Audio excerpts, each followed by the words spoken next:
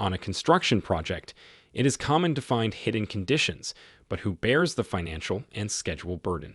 Barring a specific provision in the contract, the burden will likely be deduced from other provisions, any applicable exclusions and qualifications, and the surrounding facts and circumstances. Many contracts have provisions that suggest that you have completely investigated the site, confirmed compliance with all laws and building codes, and have accounted for all such conditions in your price and schedule. Having a provision like this in your contract makes it difficult to assert a claim for unknown or hidden conditions.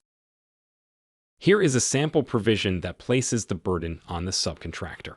The subcontractor has carefully examined the contract documents, the project site, soil conditions and the adjacent areas, the weather and climate conditions, has conducted any tests and investigations it deems necessary, and confirms to contractor that it can perform the work for the contract price and schedule in full compliance with all applicable laws, rules, and building codes. One of the first things you can do to address this issue is to include and expand on your list of exclusions and qualifications that are part of your bid, proposal, estimate, and ultimately the contract. This list should have those specific considerations, assumptions, and limitations that make up your price, scope, and schedule.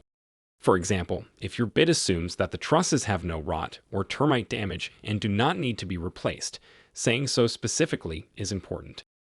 Next, consider adding language that outlines a procedure on what to do when hidden conditions are discovered.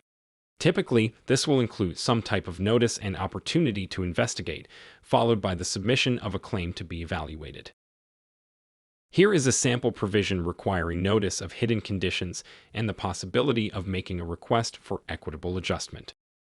The contractor shall promptly, upon discovery and before any such conditions are disturbed, notify the owner, in writing, of latent physical conditions differing materially from those indicated in the contract documents or differing materially from those ordinarily encountered and generally recognized as inherent in work of the character provided for in this contract.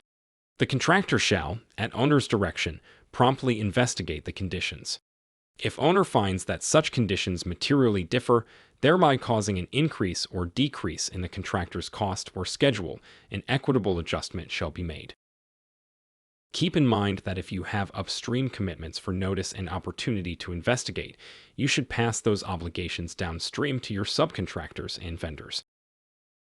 We hope this helps you understand the construction contracting process a little better. If you have questions about your contract, send us an email or give us a call. And make sure to check out our other free tools and our weekly podcast.